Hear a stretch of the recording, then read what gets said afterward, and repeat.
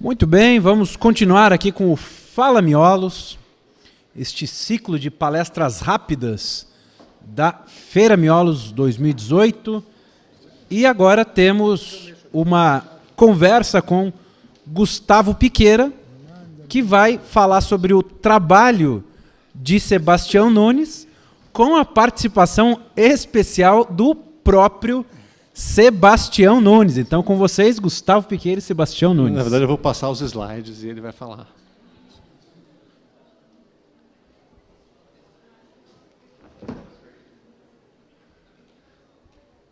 Vou começar a passar os slides. Não, na verdade, assim, qual que é a ideia? Existe uma coisa muito estranha, que é eu falar do trabalho do livro, do Sebastião, da exposição, que eu organizei e eu escrevi, com o Sebastião aqui do lado. Então, assim, não faz muito sentido eu sair falando, né? Não faz muito sentido. Não faz sentido. Eu estar aqui é que não faz sentido. Não. Então, a gente não vai falar, a gente vai transformar isso numa grande discussão sobre quem deveria estar aqui. O que eu pensei um pouco assim, não só entrar no detalhe da biografia do Sebastião, assim, o meu grande objetivo aqui nessa hora que eu tenho é evitar uma grande derrapada que me faça tomar algum tipo de reação aqui do colega ao meu lado. Eu vou. Então, acho que assim a ideia é centrar assim para a exposição que vocês devem ter visto, que virou um livro também. Da obra do Sebastião, a obra completa 50 anos esse ano, tem alguns livros que foram destacados, que eu destaquei alguns livros. Então, eu acho que seria mais legal fazer um breve... mostrar um pouco desse começo da trajetória do Sebastião, e aí a gente fala um pouco dos livros, de cada um desses livros. Né?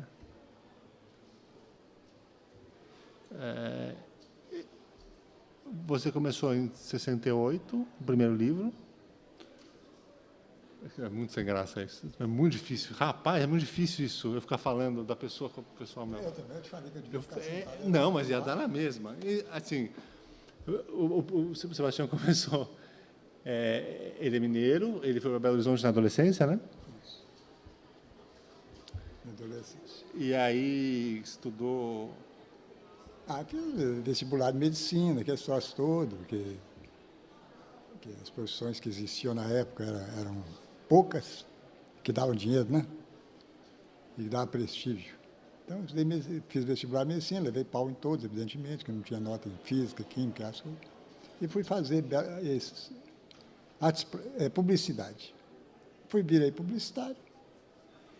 E comecei a trabalhar, já escrevia, odiava publicidade, comecei a escrever fazendo mais ou menos a antipublicidade nos meus livros. E foi isso, em resumo. Esse livro, A Cidade de Deus, o título, que depois o Bradesco tem aqui uma Cidade de Deus, né? Esse título é baseado no Civitas Dei do São Tomás de Aquino, é uma paródia do título, pelo menos, de São Tomás de Aquino, Santo Agostinho, o bispo africano. E esse livro é o segundo livro, é o segundo livro do Sebastião. E conta assim, no começo, eu percebi aqui no começo um pouco você misturava a linguagem visual e linguagem escrita, porque na época tinha um pouco tinha muita gente que misturava um pouco. Fala um pouco da época, do fim dos anos 60, como é que era a produção, né? Na verdade, não tinha alguns grupos no país que faziam experimentações verbo-visuais. Tinha os concretistas em São Paulo, Augusto Haroldo e o Décio, principalmente, Santíssima Trindade. Tinha o Marchambi, com o grupo Praxis. No Rio tinha o Poema Processo. Em Belo Horizonte tinha os livros atiradores, e como eu não queria me filiar a nenhum deles e seguir nenhum deles, porque eu tinha restrições a vários conceitos deles, e eu gostava dessa ideia. E, além do mais, eu vinha todo ano em São Paulo, de 2 em 2 anos em São Paulo, para ver a Bienal, aqui no Ibirapuera, de Artes Plásticas, desde 1960 até quase 2000. Eu vinha, sempre que tinha Bienal, eu vinha assistir. aprendi muito ali, porque eram artes plásticas e tinham os poetas concretos, os concretistas alemães, principalmente. E tinha gostava demais dos dadaístas de várias nacionalidades, gostava dos beatniks americanos, que eram mais verbais, mas tinha, por exemplo, Gregor Corso, que fez um poema chamado A Bomba, que é um poema verbal, todo verbal, mas na forma de uma bomba, de uma explosão de uma bomba que explode, da explosão nuclear da bomba de Hiroshima. Então, essas coisas todas foram misturando, e eu falei, é por aí. E foi por aí. Contar o momento que você descobriu que era por aí, que é uma história pitoresca da sua trajetória, Tião. Ah, tá. O microfone estilo Roberto Carlos para você agora, esse de lado. De lado. Beleza. Ótimo. Preciso chegar mais perto ou tá bom assim? Tá bom assim? Tá dando para ouvir? Tá dando para ouvir? É mais fácil o microfone chegar do que eu chegar. Assim tá bom? Oi, lá no fundo. Tá bom? Então, ok. Lá. Você quer que eu conte o quê? Minha desgringolada? Assim, na verdade, como é que foi? Você foi produzindo, aí teve o momento que você descobriu o seu jeito, Eu né? tinha pedido demissão do agente de propaganda, onde eu trabalhava de terno e gravata e não fazia nada, ficava completamente à toa, e falei com o gerente que não dá. Eu não vou ficar à toa o resto do dia, o dia inteiro de gravata, chego aqui, fico de gravata, o dia inteiro, a semana inteira, o mês inteiro e não faço nada. E recebo meu salário. Não é porque eu não tenho aversão ao salário, eu adorava, eu detestava ficar 8 horas lá, sentado, batendo ponto e escrevendo timesheet, quer dizer, o tempo que eu tinha trabalhado, que eu tinha que inventar todo mês o tempo que eu tinha trabalhado, que era tudo mentira. Então, estava vivendo de brisa, com o dinheiro que ele me pagou, que ele concordou, papapá. E morava numa república, no edifício Maleta, que era um edifício Belo Horizonte, que só tinha puta, estudante e marginais, de modo geral. E os botecos lá embaixo. E um dia, um dos colegas de república levou a mulher para lá e levou um uísque vagabundo e beberam, não aguentaram beber o litro todo, e beberam metade do litro e deixaram o resto. Esse resto de litro, no dia seguinte, eu matei ele montando um poema. Que aí eu resolvi juntar a letra 7, umas coisas do tipo. Isso está sendo mostrado em algum lugar? Eu não tenho, do primeiro eu não tenho. Não tem potência. Ah, não, está lá em cima. Mas tudo parecido com isso aqui, ó, isso aqui ou aquele lá. Eles eram parecidos. Então, montei lá, com letra 7, que é isso aí, a letra 7, letra de máquina, só que na época não foi só letra 7, desenho e traço a nanquinha, essas coisas todas, e montei o primeiro poema. Dormi bêbado perto agora está muito perto, ou está bom aí? Tá. Dormi bêbado perto daquilo e acordei poeta, de vanguarda, pronto. E aí, esse aqui é o segundo livro, né? Esse aqui, na verdade, é o segundo, que era o Finisópolis. Você tinha mudado para o Rio? É o terceiro, É o terceiro? Ah, é o terceiro. Eu não tinha mudado para o Rio, não. Eu morava esse Cidade de Deus, esse aqui é um poema de Cidade de Deus, que é o segundo. E aí esse aqui é um de Finisópolis, que é o terceiro. Não é a versão original, né? Não, era uma pasta, eu carregava umas pranchas de... as maluquices que esses moleques fazem todas aí fora hoje, só que eles fazem minimalista e eu fazia... Eu não sei o contrário de minimalista, mas não tem importância.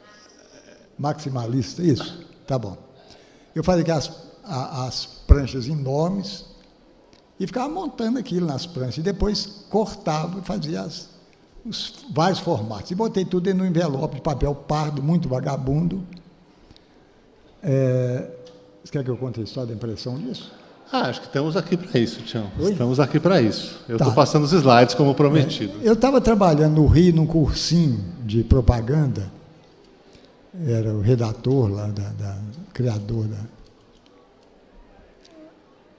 do cursinho. Foi a única vez na minha vida que eu menti a idade. Porque eu já tinha publicado 2 livros, e o Classon, o Kurt Meyer Classon, sei lá como pronuncia isso lá do alemão, ele editou uma antologia de poesia brasileira do século XX, 23 poetas. O mais novo era Chico Buarque. E Chico Buarque é mais novo que eu. Eu falei, bom, sacanagem, o Chico Buarque ser mais novo que eu. Eu mudei minha idade para 2 anos menos que o Chico Buarque. Então eu apareci. Eu não tenho exemplar dessa antologia, eu nunca vi a antologia. Ele fez na Alemanha e distribuiu para os caras, e eu não recebi nenhum, não sei porquê. Foi a única minha participação internacional, porque eu não mandava as coisas. Alguém me indicou, os caras indicaram, que foi uma seleção de lá. E eu saí, foi um que eu menti, eu era o mais novo da turma, dos 23 poetas. Bom, mas esse livro foi publicado depois, que eu estava nesse cursinho, e lá foi que eu menti a idade, porque os donos do cursinho, o mais velho tinha 24 anos, e eu já estava com 34. Então era um negócio muito desagradável. Eu, diretor de propaganda, 34 anos, e o mais velho do dono ele tinha 24. Quando eu vejo essa molecada trabalhando hoje, não é nada espantoso, né? Porque é isso mesmo. Então eu propus, eu recebia 3 mil qualquer coisa. E eu falei com eles me davam 1.000 por mês, que dava para eu viver. Eu morava no kitnet, em Botafogo, e mandei para eles, e eles me davam 1.000 e guardavam 2.000 para mim, que eu ia para a Europa depois de acabasse o contrato, que era 10 meses. Aí ia sobrar 20.000, qualquer coisa, ia dar dinheiro para eu ficar na Europa um tempo. Eu não sei o que eu ia fazer, não lembro mais, papá. Não era mudar para lá, talvez aprender. Enfim, virei para eles e falei, vocês não querem, com parte do dinheiro que eu tenho aí, editar esse livro na gráfica, vocês imprimem as coisas suas? Tudo bem, leva lá. Eu peguei aquela pastona, levei com as coisas todas, levei lá, o cara imprimiu no papel, em papéis variados, papel oficial de vagabundo, que eu não tinha nenhum daquelas... que o pessoal às vezes sofisticava muito na época, e eu não era concretista, então eu preferia a poesia mais marginal, que depois veio dar os marginais mesmo, que desprezavam a forma correta, bem acabada, essas coisas todas. E eu já tinha um pouco disso com eles, da linha deles. Então o cara fez a edição lá, e um dia me ligou, falou que o livro estava pronto, se eu fosse buscar. Eu fui lá buscar o livro. Ele virou para mim e falou, seu livro está aqui, você vai tirar ele daqui agora, seus 1.000 exemplares, você vai tirar ele daqui agora. Eu queimei todos os fotolitos e todas as chapas.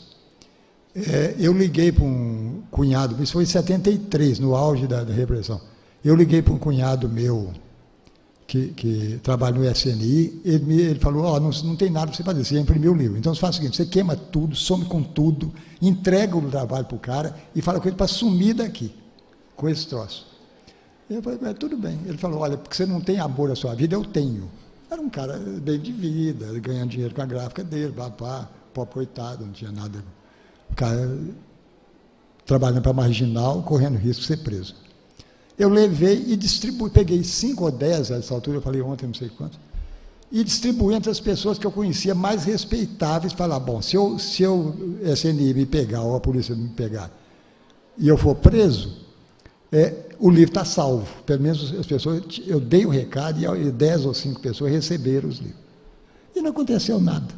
Eu editei, depois saí distribuindo. Tem uma coisa que eu não contei ontem, foi o meu primeiro contato com um grande escritor. Bom, eu tinha em Belo Horizonte contato com muitos grandes escritores, porque eu tinha muita ligação com os prêmios literários. Mas um dia eu estava na minha kitnet, lá tranquilo, aí a vizinha, que era uma velhinha, me ligou, me abateu no meu pé, tem uma senhora, uma tal de Clarice Lispector, querendo falar no telefone na minha casa. Aí eu fui lá, a Clarice toda sem jeito, que ela é uma mulher completamente sem jeito. A maioria dos autores são assim, né, os bons autores são meio sem jeito. Porque eu recebi o seu pacote aqui, não entendi nada, mas eu acho que tem alguma coisa ali dentro. Você não quer me visitar para a gente conversar? Tá. Falei, tudo bem, vou lá. Fui na casa da Clarice 3 vezes. A primeira nós conversamos bem, mas já tinha uns intrusos lá, papapá. A segunda, nós começamos a escrever, a nos corresponder, depois eu fiquei só com a carta que eu perdi as outras. Eu falava mais do que ela, para tentar justificar o meu trabalho para ela, e ela geralmente concordava com as coisas, mas ficava, de certa forma, com o pé atrás, sem entender. E na terceira vez que eu fui, tinha tanto penetra, tanto artista, tanta puxa-saco, que eu nunca mais voltei na casa dela. E se encerrou essa fase do Finis Operis, que foi distribuído para levar um monte de gente. E aí, desde o segundo, né, Tião, o primeiro livro você pagou, e desde o segundo você... Esse segundo eu fiz minha conta pelo cursinho. Só que no fim do ano o cursinho faliu, levou meu dinheiro embora e eu não fui para a Europa. Entendi. Aí fui ser hippie lá no Botafogo, pescando marisco, fazer com arroz domingo para comer. E aí você fez essa novela metafísico sentimental, esse tratado místico paranoico, ensaio afrodisíaco patológico. Aí eu fiquei montando nesse tempo, mais ou menos à toa, sem querer trabalhar, montei esse livro chamado Os Ovos. Eu fotografava, saí no Rio fotografando um monte de coisa, fotografei ovo, quebrava as coisas, peguei recorte de jornal, relógio que eu fotografei com imagem, desenho meu, uma barata dentro da casca de ovo e por aí afora. E ele é o seu livro que você escreve mais em linguagem visual do que texto, isso, né? Isso. Esse é o meu limite do visual. Que eu mandei também cartinha, que foi como... Esse eu voltei a mandar cartinha, que eu não tinha dinheiro. Eu levei 3 anos para publicar, mandei cartinha pedindo dinheiro, uns 150 ou 70 e tanto, ou 100, sei lá, me mandaram o dinheiro, geralmente por vale postal, cheque dentro do envelope, que na época não tinha, eu não tinha conta em banco. E às vezes dinheiro vivo, era um negócio bem precário. E tinha gente que veio me cobrar, porque eu levei 3 anos para imprimir o livro. Pô, você cobrou aqui da gente, já pagamos o livro, cadê o livro? 3 anos depois eu consegui imprimir. Ainda saiu cheio de erro o livro. Essa primeira edição tem muito erro. Esse é de 79, ele é um folheto, né? Depois dos ovos, eu virei para minha mulher, na época, que era a mãe dos meus 3 primeiros filhos, não é a Zélia, e falei, vamos para o Nordeste? Porque eu não aguentava mais o Rio de Janeiro. Rio de Janeiro é uma cidade muito engraçada, porque você vira para um cara assim, conhecido seu, trabalha com você, fala assim, eu sou vascaíno. Ele fala, eu também sou. Aí no dia seguinte, eu mudei de ideia, eu não sou mais vascaíno, não, eu sou botafoguense. Ele falou, eu também sou. É uma cidade de pessoas extremamente ambíguas e vira folha com certa facilidade. Eu não sei se é o padrão, mas eu vivi 6 anos lá e o carioca é assim. Ele, inclusive, é um cara que fala o tempo todo pelos cotovelos, não te ouve muito pouco. Isso, carioca, tanto de praia quanto de subúrbio. É a mesma coisa, só que no subúrbio puxa mais o S do que o da Zona Sul. E depois de 6 anos, vamos para o Nordeste, não aguento mais ficar no Rio de Janeiro. Quando eu saí, eu tinha 2 convites para trabalhar em agenda, nem perguntei quanto que eles iam pagar. Falei, não, aqui eu não fico mais não. E voltamos. Voltamos, quer dizer, fui passar um ano num povoado de 2.000 habitantes, chamado Sereno, perto de uma cidade chamada Cataguases, que depois ficou famosa por causa do Grupo Verde e do Humberto Mauro, cineasta. E aí, num ano, eu falei, recebi o dinheiro, mas de manhã, até então, tinha feito só poesia, né? Isso é 78.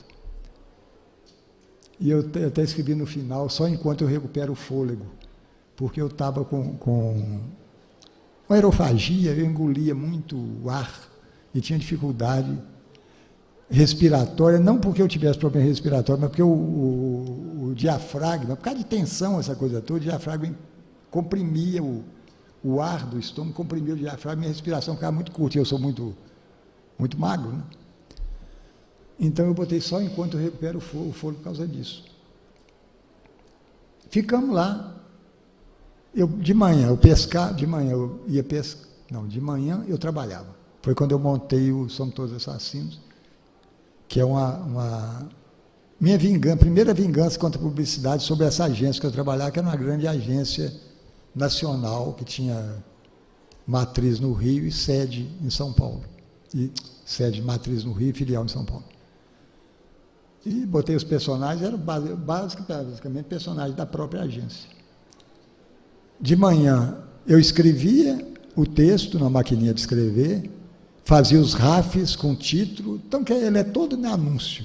Fazia os títulos, marcava o lugar da foto, marcava o lugar do texto, fotografava, passava a madrugada, de tarde eu dormia depois do almoço, de tarde ia pescar. Voltava da pescaria, tomava uma cerveja e de noite eu ficava no laboratório no fim de semana, geralmente, revelando as fotos que eu tinha feito para montar o livro, que levou esse ano todo, 1979, 80, entre 79 e 80, que em 79 já morava lá. E que foi lançado no fim de 1980. Então, até aí é isso. E aí, Mas não era você que ia falar? você pulou esse, né, Tião? Oi? Você pulou esse. Você já me falou do próximo. Você está acabando com a minha palestra. Bom, mas eu tenho que falar o que daquele? Não. Não, que é um livro que foi feito em Sereno, nesse povoado, feito no Rio de Janeiro, não, em Sereno, que é um livro, é um folheto, que eu gosto muito dele. Também, esse é uma prestação de conta com o Rio de Janeiro. São Todos Assassinos é uma prestação de conta com a propaganda. Esse aí com o Rio de Janeiro. O Bio de Baneiro, quando continua bindo, parodiando o Gilberto Gil no Rio de Janeiro, continua lindo. Que é uma serenata em B menor, tudo era B. E o texto é isso, um texto de sacanagem contra o Rio de Janeiro, e peguei foto de um bêbado que estava caído lá, até lembrei dele, não, depois esqueci de novo. Porque ele vivia bêbado, todo fim de semana ele enchia a cara e ficava bêbado o fim de semana inteirinho. Eu fotografei no chão e depois pedi os caras para carregar ele, como se fosse estivesse carregando um defunto. Eu, quando vi o livro, eu falei, nossa, ele pegou um cadáver na periferia, violência. Até pedi para ele contar a história, achando que havia algum drama. Ele contou. Aí, na verdade, eu conheci o trabalho do Tião, eu conheci numa antologia que misturava um pouco essa coisa do fim dos anos 60, que misturava muita poesia visual. Eu acho que tinha a Cidade de Deus. E aí eu comprei, eu gostei e tal. E aí, eu, meio sem querer um pouco, eu comprei o Somos Todos Assassinos, que é o primeiro livro de prosa que ele escreveu, em 80, né? E eu li e falei, puta merda, quem é esse cara, né? Porque o Somos Todos Assassinos, o que ele é? Como ele próprio falou, ele é uma narrativa em prosa, é um formato tradicional, quer dizer, na verdade, aqui, né, Tião, o Serenata em B menor, ele é o último livro que você faz, último não, fora o Caixão, né? Mas assim, ele marca um certo, até ali, todo o livro que você faz, ele tinha um formato meio diferente. Diferente, cada um é diferente do outro, sempre foi. E aí deu uma cansada, como é que foi? Não, Exauriu até o Somos Todos Assassinos também tem um formato diferente.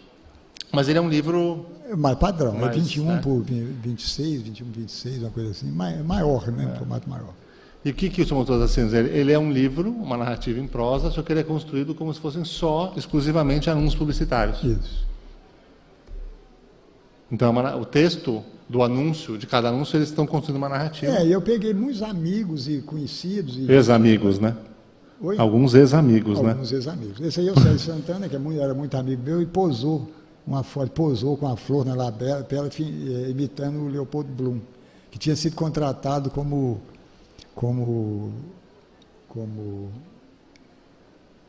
na época a gente chamava de contato, hoje é executivo de contas, eu acho, na STA, aí é a história dessa. Essa aqui era duas faxineiras que tinha lá, Judite e Amélia. Oi? Amélia. E a Amélia, era os nomes dela mesmo. E a história delas era isso, e elas duas eram isso. Só que eu botei as fotos do jeito, eu botei uma por cima da outra e fiz essa montagem com as fotos. O Mapa da Felicidade é uma história de uma premiação, de um bando de bêbado, louvando a ditadura. Fotografaram o pessoal odiando os donos da agência, doido para matar os donos da agência, e não, cara, só pensando nisso. Enfia seu plano nu e vai para a puta aqui. É sobre um gerente de... Depois ele se reconheceu e ficou puto comigo. É um gerente de propaganda de uma empreiteira, que eu detestava o trabalho dele, porque é um trabalho de puxa-saco. Que gerente de propaganda, de modo geral, é um puxa-saco do dono da empresa. De modo geral. E no fim, assim, a narrativa do Somos Todos Assassinos, ele basicamente descreve quase o cotidiano de uma agência, de um jeito bem pouco edulcorante, né? Isso. Mas, ao mesmo tempo, também você espalha um pouco. Quer dizer, não é que você só critica o mundo da publicidade, você acaba criticando...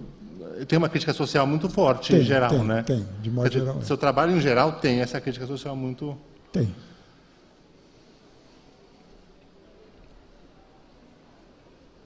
São diálogos, essas duas pessoas existem, gente fina é outra coisa, era o diretor de criação sueco, que ficou puto comigo depois, com o redator, que eu acho que nem percebeu que era ele, que não foi contratado, que é o cara penteando o cabelo e conversando com o outro para contratar, aquela coisa toda. Tudo passado dentro da agência. Isso aí era uma menina lá da minha terra, que fazia queijo, e aí vivia suja de creme, soro de leite, aquelas coisas todas, dente todo cariado. Aí eu fotografei botando ela como modelo, que é uma história de modelos. E aqui é o dono da STA, lá em cima, não, o dono do cliente, do principal cliente da SGB, em cima do apartamento, falando mal do dono da agência. E eu acho muito curioso desse livro, particularmente, que ele é um livro que foi escrito faz 38 anos, né? Ele lançou em 80, é de 80. E ele é um livro que é absolutamente atual, assim, se você lê não só a parte da agência de publicidade, mas acho que os temas aqui, né, tem o do negrinho, né, do fundo, são temas que hoje você encontra como os temas que estão sendo as discussões que você encontra como discussões importantes que você vê nas publicações aqui, assim, boa parte delas já tinha aqui. Tinha. Essa foto, só muitos anos depois, acho que na terceira edição eu descobri que aquela figura lá atrás é o Fernando Brant, que ele estava lá no dia que eu fiz essa foto. Ele era muito amigo meu, Fernando, colega de faculdade. E ele estava com a faixa do América, ele era torcedor do América de Belo Horizonte, América Mineiro. Estava lá atrás da foto. Ele nunca ficou sabendo, acho que ele nunca ficou sabendo disso, apesar dele ter o livro, mas também não dá, é difícil enxergar aqui. Padre Cícero. Esse é outro roceiro, é um capial que tirava leite e que eu botei ele como personagem dessa narrativa do Zé Jiboia, que vendendo pedra, uma panela de fazer sopa de pedra, que é o folclore brasileiro. E do progresso é de um executivo que sobe na vida, sacaneando todo mundo, com a foto de baianos, também feita daquela fusão de duas fotos, uma em cima da outra, que dá esse tom de torcido. Aí são meus outdoors, né, que eu fiz 2. E aí você fez esse? Velhice Poeta Marginal, que foi uma edição... Quer dizer, também tinha uma coisa, né, Tião, você começou a pular, cada livro seu não tem uma fórmula, né? Cada livro seu é uma fórmula, né? Cada um é uma coisa diferente. A velhice, eu ainda morava em Sereno, você só botou a capa aí, só, né? Só. É. Esse aí, eu fiz ele no Rio, Belo Horizonte, Sereno, Sabará, não lembro onde. Não lembro mais onde fiz esse livro. Eu fiz uma tiragem de 1000 exemplares e um poeta marginal, que era de fato um poeta marginal, bebia o tempo todo, viveu 1 ano vendendo esse livro. Ele pegava o livro comigo, vendia nos botecos e não me pagava nada. Então, serviu para alguma coisa. E aí você fez Papéis de Higiene de 85? Aí eu já fiz Papéis de Higiene, já fiz um livro, vamos dizer, um livro mais... com cara de um livro mais ou menos sofisticado. Uma capa bem trabalhada, apesar de se continuar no papel rústico, um papel offset, mas tentando ser mais, vamos dizer, mais artista gráfico, vamos dizer assim. Foi o único que eu tive uma preocupação maior de ser artista gráfico. O resto era meio chutado. Era o grotesco que eu chamo. Eu sempre tive muita vinculação com o grotesco, que eu acho que o grotesco define bem o meu trabalho. O Papéis de Higiene são 7 poemas, né? Eu acho que são 4 sobre personagens. São pessoas que eu gosto muito, por pessoas fracassadas. O primeiro é o Ascanio Lopes, um poeta do Grupo Verde de Cataguases, que morreu de tuberculose com 21 anos de idade. E tem poemas, inclusive os últimos poemas dele foram fantásticos. A consciência de morte, de proximidade da morte, são impressionantes. E eu fiz em cima disso. E para as ilustrações você usou imagens medievais. Medieval do Hans Staden.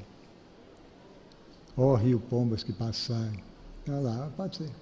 Na beira do rio o poeta para, na beira do rio o poeta vomita uma feijoada completa de pulmões e sangue.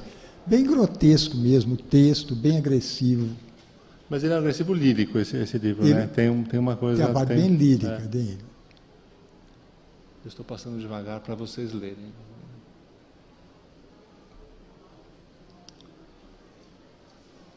Retrospectiva, esse é o último texto. Tudo bem, então é o fim, vamos ao testamento. Lego aos urubus a carniça deste pulmão rasgado. É um verso que eu gosto muito. Lego aos urubus a carniça deste pulmão rasgado. Lego aos urubus a carniça deste pulmão rasgado. Ele tem 15 sílabas métricas, né? Quer dizer, eu não sei como se chama esse metro. Você conhece? Não? 15 sílabas, eu não sei. Mas ele é todo ritmado. É um verso bonito. Meio por acaso até. E aí você intercalou alguns que não eram sobre, porque eram 4 sobre... Isso aí numa fazenda lá na minha terra, eu pedi esse amigo meu juntar foi um domingo, pedi ele para juntar um livro chamado um poema chamado Procissão da Chuva. Juntar todas as pessoas, o pessoal ia no domingo, ia tudo para as fazendas principais, os roceiros agregados. E ele juntou todo mundo lá. O pessoal com as roupas toda rasgadas, não sei o quê, outros com roupa domingueira. E ele vestiu, eu falei, não, você não vai com a roupa limpa que você está, veste um troço rasgado aí, sujo. E ele vestiu uma roupa rasgada, ele é filho fazendeiro, cara. E saiu com Santo Antônio pendurado. E eu interferi, fotografei, gastei acho que uns 3 filmes fazendo isso. E depois eu fiz os desenhos básicos de esqueletos, de peixes, galinhas, essas coisas, cobra. E fiz a interferência e depois pedi o Fausto, que é um amigo meu desenhista, depois trabalhou comigo, para fazer o desenho mais bem feito do que eu tinha feito. Ele fez e eu fiz a montagem. E você tinha o texto já? Ou você já tinha o texto também. Já. Você primeiro fez o texto e quando você fez as fotos, você já... Não sei, eu não sei. Não tinha uma regra, né? Não tinha regra e eu não lembro. Aí o pessoal pousou, que ela estava com um ramo de flores na mão e uma pedra na cabeça, que era o que chamava na minha terra de procissão da chuva. É uma prática muito nordestina. Quando está a seca muito forte, o pessoal sai rezando, com pedra na cabeça e cantando, pedindo chuva. A mulher estava lá rezando, cantando, e eles estavam fazendo a sério aquilo. E eu botei, com um ramo de flores na mão, eu botei um esqueleto de uma mão no meio das flores. Ali um esqueleto da mão de novo aparecendo no meio da montanha lá atrás. Aqui os dois rezando, o pessoal, os outros estavam pensando que a profissão era séria. De certa forma era séria. E o pessoal ajoelhava na praça, o pessoal que estava chegando para visitar os fazendeiros, ajoelhava, tirava o chapéu, cara. O pessoal é muito simples. É muito bom esse pessoal da roça. Eu convivi muito com eles. E é um pessoal que é uma pena que eles sofram tanto. Mas não tem o que fazer.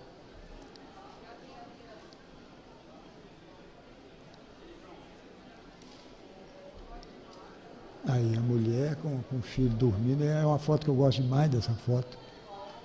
A mulher com o filho dormindo, levando a sério, botando as flores na coroa, porque tinha uma cruz. Quando morria uma pessoa que eles não tinham noção de quem matou, ou por que morreu, ficou ali jogado, eles geralmente faziam uma cruz. Essa aí é um cruzeiro. O cruzeiro é uma cruz que identifica outra coisa. Identifica um acontecimento qualquer que eles colocam num determinado platô para sobressair.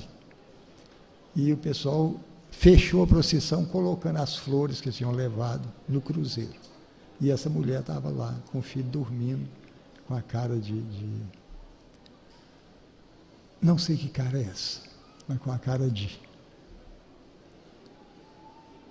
Aí já é um outro personagem que eu acho admirável, que é Elias Augusto de Deus. Vou só passar mais rápido, só porque senão a gente não chega no fim que eu senti que o moço lá que está controlando o tempo, ele tá bem rígido hoje. Ele está fazendo o quê? Ele está bem rígido controlando o tempo. Então é bom. Tá. Fala. Então, Elias Augusto de Deus, bebia pra cacete e usava todas as drogas. Quando ele estava completamente chapado, o Elias entrava para uma salinha, para o ateliê dele, que era uma salinha no edifício lá, Vagabundo, Belo Horizonte, e pintava desbragadamente. Pintava. E desenhava, pintava e desenhava. E geralmente as pinturas bem escrotas. Geralmente relacionadas com sexo. Aquela ali mesmo, volta naquela primeira. Ali tem, o nariz da mulher é um caralho. E a cara dela é toda erótica, da boca ao olho. E vai por aí afora. Então, ele tentou fazer uma exposição e a polícia fechou a exposição antes dela abrir. Foi lá, descobriu, isso foi em 70... Esse livro é de 85, eu acho, essa exposição é de 70 e tantos. Depois ele sumiu da minha vida, nunca mais vi.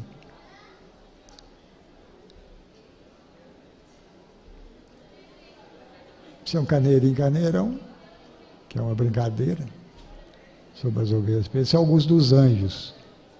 Augusto dos Anjos, que foi um poeta, um grande poeta brasileiro, eu considero um dos 3 maiores, e que morreu com 30 anos, em Leopoldina, onde ele conseguiu, porque ele não conseguia emprego de jeito nenhum.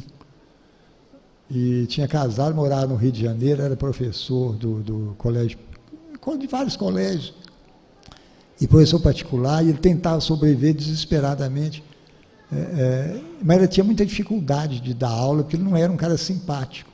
Ele é meio asqueroso, inclusive. Tem até uma frase famosa do Agripino Greco, diz que ele morreu mais, o Augusto dos Anjos morreu mais, eu esqueci a palavra exata, ou mais depauperado, ou mais triste do que um octogenário, com 30 anos de idade. Que ele estava no enterro, ele ficou em Leopoldina, foi o primeiro emprego estável que ele arrumou na vida, ele foi ser diretor de um grupo escolar, que na época os diretores geralmente eram homens. Tinha muito preconceito contra a mulher nessa época, em todas as áreas. Eu falei, inclusive, de publicidade ontem, que até a década de 70, até a década de 60, mulher não entrava em agência, a não ser em cargo de administração, secretária, datilógrafa, essas coisas. Criação, executiva, essas coisas, neca. Mulher não entrava. Mas, então, o primeiro emprego estável dele, ele com 4 meses, ele foi no enterro de um personagem famoso, personagem lá de Leopoldina importante, e pegou uma gripe, a gripe virou uma pneumonia, aí ele era extremamente frágil, seco, magrelo, foi embora nas pneumonias. As demais quase todas são falsas. Eu fui em Leopoldina, fotografei um monte de casas, dizendo que eram casas, viu, o grupo dele, que ele deu aula, a casa onde ele morou, não é verdade. O único que é verdade é o fórum, que é esse aí. Aparece o fórum e essa estátua, esse azulejo da prefeitura, eu cortei o presente em 1900 e alguma coisa, eu tirei as outras, com a árvore que estava na frente de propósito, fotografei, trunquei a imagem de propósito e botei um verso que não há nada escrito nessa parede branca de azulejos brancos. Acabou. É um poema que eu gosto muito. Aí é uma brincadeira comigo mesmo, citando personagens falsos também. Esse aí parece que era uma imagem do Platão, ou Sócrates. E a maioria é imagem fajuta, inventada, tirada somente do Lelo, que eu falei ontem, do dicionário Lelo que eu tinha de português. Eu usava muito, usei muito ele. E esse aqui, que é o que mais esse é do aparece, meu pai, é do meu pai. Que eu bolei esse poema engraçado. Eu saí de Belo Horizonte para o enterro dele e cheguei, eu fui a noite inteira de ônibus. E cheguei de manhã, ajudei meu irmão a preparar tudo para o enterro. Meu irmão com a maior maior serenidade. Eu também não estava triste, nem chorei, nem coisa nenhuma, não. Mas na beira do caixão eu fiz esse poema na cabeça. Todo o poema foi feito na cabeça durante o enterro, quando ele estava sendo botado na cova e eles jogando terra em cima. O poema foi montado na minha cabeça durante o enterro. Em 64. Depois, montado, quer dizer, criado, escrito na minha cabeça. Depois eu montei com uma foto 3x4. Peguei uma foto 3x4, recortei ela toda e fiz isso aí. Ampliei e recortei. É um poema pesado e dá bem um recado que é a vida, né? Então é verdade, então é verdade, então a vida não passa disso. Um sopro, um cisco no olho, um sopro e nada. Acabou. Aí são as antologias que depois, quando... Antologia, eu fiz antologia e me decretei ex-poeta. Depois nunca mais escrevi um verso. Isso é de 88, 89. É o primeiro volume de 88. É dedicado à antologia Mamaluca. Tem um verso dela aí? Não, não tenho. Ao de poesias. O verso é poesia, porque ele foi montado ponta cabeça. Porque esse livro, esses dois livros, o Tião reuniu tudo que ele tinha feito antes de poesia, né? Isso. Diagramou, teve que adequar algumas coisas de tamanho, né? Porque eu botei um formato 21 por 26, tirei poucas coisas que eu não gostava, ou que estava defasado, que eu não gostava, e montei esses 2 volumes. O primeiro, inclusive, foi lançado junto com o Elixir do Pajé, que nós fizemos uma edição, eu, o Romério Rômulo e o Fausto Prates, que foi o ilustrador. Que não tinha edição comercial e assinada. Teve uma edição só, mas mesmo assim um pouco clandestina. Edições Pindorama de Belo Horizonte, ninguém sabe direito o que é. E a Edições do Bolso fez uma edição do Elixir do Pajé. Que tem esse caralho que pesar te oprime, que assim te vejo triste, cabisbaixo, mole, descendo pela perna abaixo, e vai por aí fora. É uma sacanagem do princípio ao fim. Do Bernardo Guimarães também não publicou com o nome dele. Ele publicou como BC. Era um moleque ainda, tinha 20 e tantos anos, estudava Direito em São Paulo. Escreveu o Elixir do Pajé e era um livro engraçadíssimo. Então eu dediquei o Poesias, eu dediquei a senhora Vagina Suspirosa e o seu nobre esposo Azul da Prússia. Porque cada uma dessas antologias você virava e tinha algumas inéditas, né? O verso, isso é o verso. No verso eram 40 e tantos poemas. Era o livro montado em 2 partes. Uma de cabeça para baixo em relação à outra. E aí, Aí veio História do Brasil.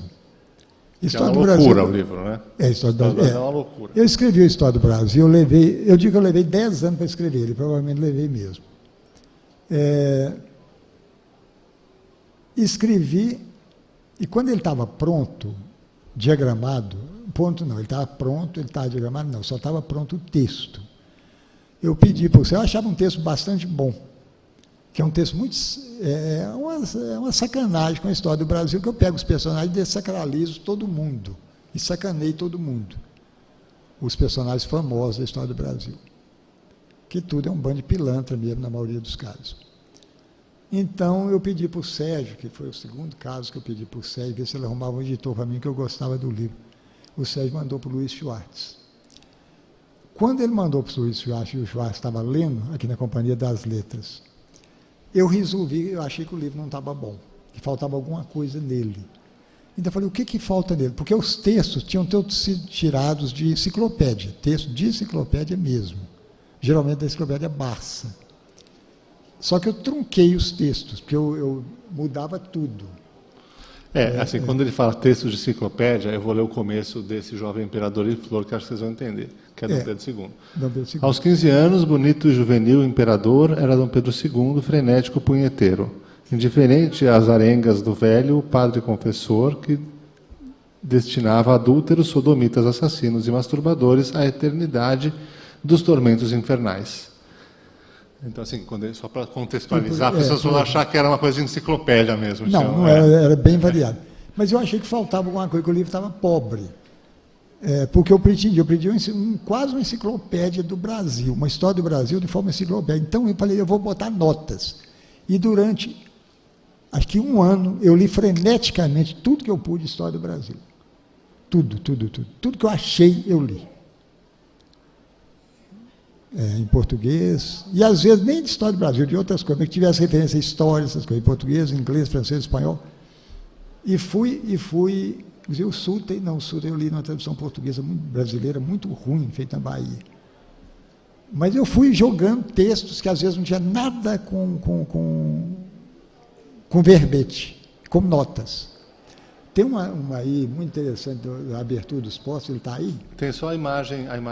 Da abertura dos postos.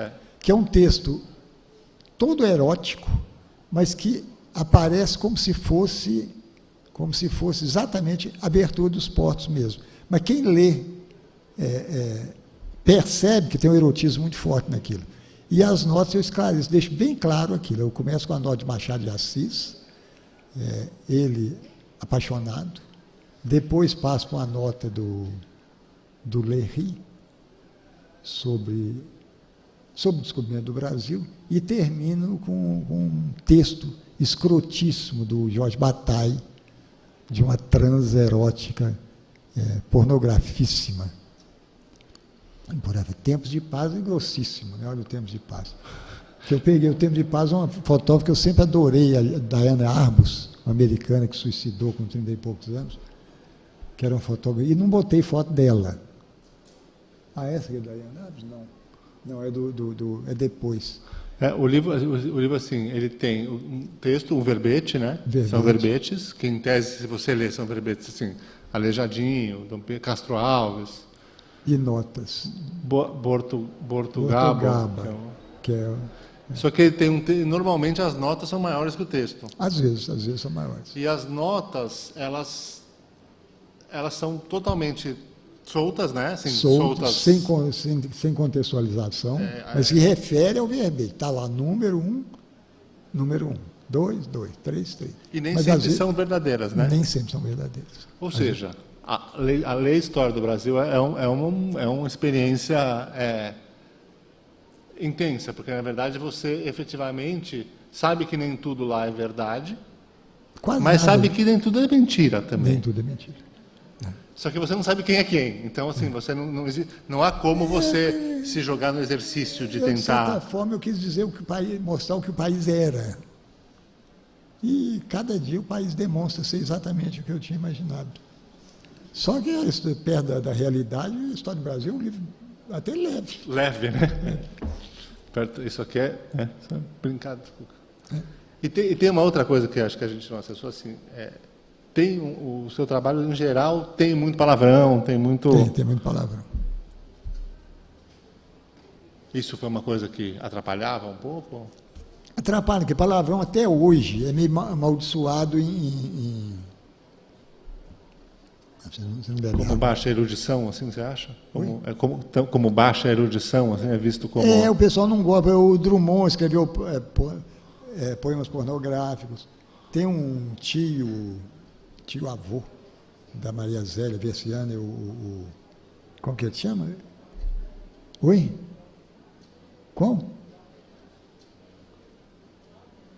Valdemar? Não, o irmão do Valdemar, que foi diretor da Faculdade de Filosofia, fundador e diretor da Faculdade de Filosofia de Belo Horizonte. Pai da Ivana, é o Valdemar, que escreveu um soneto delicioso, mas pornográfico, até eu não podia mais. Eles escreviam essas coisas e moitavam. Todo escritor tinha poema pornográfico, só que ninguém mostrava porque era proibido. Circulava entre eles rolava de rir nas noitadas, na cachaçada, e ficava por isso, nem a família ficava sabendo, principalmente a família. E eu sempre adorei palavrão, porque eu acho uma coisa engraçadíssima. Quando eu era pequeno, eu não falava palavrão. Eu falava, mas um dia eu falei para porra, perto do meu pai, ele me olhou, meu pai tinha um olho de cobra, que o padre, um dos padres lá que disse que ele tinha um olho de cobra. Quando ele olhava para ele com aquele olho, você gelava. Eu falei a palavra porra perto dele, ele me olhou, Ele falou, você sabe o que é isso? Eu passei 1 ano ou 2 sem falar um palavrão. E depois eu ressuscitei o palavrão, porque todo mundo... Meu pai tinha uma loja no interior. Não dá para imaginar o que é uma cidade no interior, mas tudo bem. Tinha uma loja de tecidos. E ele ficava lá no balcão fazendo cigarro de palha, armando cigarro de palha, enquanto aparecia freguês, e raramente aparecia freguês. Ou enquanto os amigos dele estavam sentados no balcão, o pessoal chegava, pulava no balcão e ficava sentado proseando lá. Passava um amigo lá na rua, ô compadre cachorro, ô fulano filho da puta, vem cá. E é muito prático, é muito comum. Onde eu moro hoje, que é uma cidade pequena, Sabará, no interior de Minas, que eu escolhi Sabará para morar, porque era a cidade mais perto de Belo Horizonte. Eu não quero morar mais em Belo Horizonte, quando eu voltei de Sereno, que tinha saído do Rio, e voltei para Sereno. E ficava fazendo ponte Rio, São Paulo, Belo Horizonte, e morando lá por causa dos meninos pequenos, aquelas coisas todas. Ainda tive a sorte de achar a Maria Zélia lá. Foi uma coisa boa. Quando o pessoal lá, os caras ficam, ô crioulo, filho da puta, ô negão, ladrão. O pessoal xinga uns aos outros, mas é aquele xingamento carinhoso que o politicamente correto não lê no contexto, não lê. Então fica. Você não pode falar crioulo, você não pode falar negão, você não pode falar filho da puta. E eu sempre adorei, porque você vai no campo de futebol, o juiz, ô juiz, filho da puta, vai tomar. Não, como que é? Para rimar com cu. Ô juiz, vai tomar no seu cu. A hora que o juiz fala alguma coisa que o pessoal não gosta, manda o juiz. O campo inteirinho manda o juiz. Então, sempre achei isso delicioso e sempre usei muito palavrão. Mas palavrão tem que... Porque teve uma época que as mulheres, principalmente, começaram a escrever poesia e prosa erótica, e botar a coisa de uma maneira muito explícita. E não é assim. Você tem que ter um mínimo de dignidade quando você usa um palavrão. O palavrão tem que ser bem colocado. O palavrão bem colocado tem o seu lugar. E soa bonito, ele tem sentido. Palavrão é uma interjeição, ele tem um significado que as palavras comuns você não consegue achar. Então eu usava muito na minha poesia, sempre usei. Esse Sacanagem Pura, ele é um livro, eu vou passar rapidinho que o tempo está acabando para a gente chegar no caixão. Ah, já está acabando? É. Tá, já subiu a plaquinha fim. Vou falar só rapidinho de 2 aqui, então. Depois você fez esse. Eu não vou falar mais, não, vamos pular isso. Vamos falar desse. Rapidinho só do mais. O mais, então, o mais era o suplemento da Folha de domingo, era o suplemento cultural da Folha de domingo, mas o que é ilustríssima hoje, numa época que o jornal era uma coisa que todo mundo, o jornal impresso, todo mundo lia. E aí você fez um mais, como se fosse um suplemento mais, mesmo imprimiu, com o mesmo tamanho, mesma fonte, mesmo tudo, sobre você. Isso. E aí mandou. Mandei para a Folha, inclusive. Para a Folha, para todo mundo, e para 250. Só um caso, o Zé Mino estava na Europa. Zé Mino, todo mundo conhece o Zé Mino. O Zé Mino me mandou um telegrama, assim. Ô, Tião, é uma pena, que ele era um dos meus mecenas, foi um dos meus mecenas durante o meu tempo todo que eu pedia dinheiro para editar livro. É uma pena eu não saber que você estava tão doente. Eu vou ver se eu consigo um tempo para te visitar. Eu falei, puta que pariu. O Zé Mino levou a sério a coisa. Mas porque no texto você estava mal, né? Estava mal, de câncer. Bem que o Zé Mino nunca apareceu. E aí você fez, aí a Folha ameaçou te processar. E depois eu mandei uma resposta e ficou por isso mesmo. E aí você fez esse caixão, que é o caixão que está lá. Que é o decálogo. Vê a data do mais lá. Só a data do mais. Ah, não tem. Acho que é 96. 14 de janeiro, está cortando. Acho que é 96. E aí você fez o caixão, que é o decálogo da classe média. Que na verdade, assim, eu achava que eu fazia coisas incríveis e muito diferentes, até ver o caixão. Até andar meio quarteirão com esse caixão na rua. E aí acabou toda a minha autoimagem, foi embora. Não foi. Ele é um caixão que tem muitos impressos dentro. Um deles é um livro narrativo, que depois saiu uma edição só com esse livro, Mas Dom Caixão tem vários empréstimos para celebrar o enterro da classe média. Isso. Que classe média, para mim, é um estado de espírito. Não confundam com classe média, eu falo isso sempre. Um pobre que quer ascender na vida, comprar um carro, e quer ser classe média, ele enclame. E não é classe média, é enclame. Enclame é um indivíduo de classe média,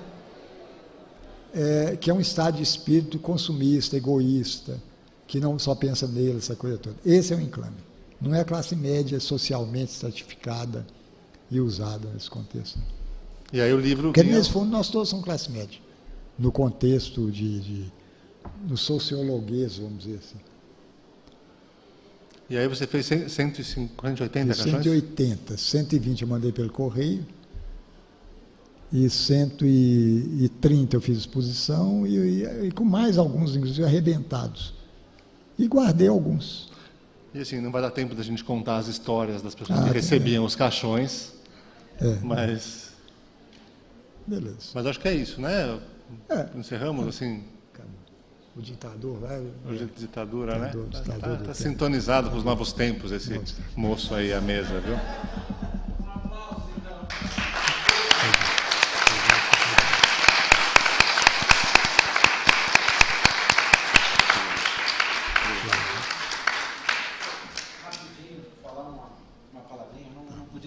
Ah, não, acabou. Só para lembrar o pessoal que tem a exposição com os trabalhos do Tião, do Sebunes, né, do Sebastião Nunes, e também estamos lançando o livro, né, que é o título da palestra, inclusive, Delirante Lucidez, escrito pelo Gustavo Piqueira, sobre o trabalho do Sebastião Nunes, que vai ficar mais um tempinho aí, quem quiser prosear, né, Sebastião?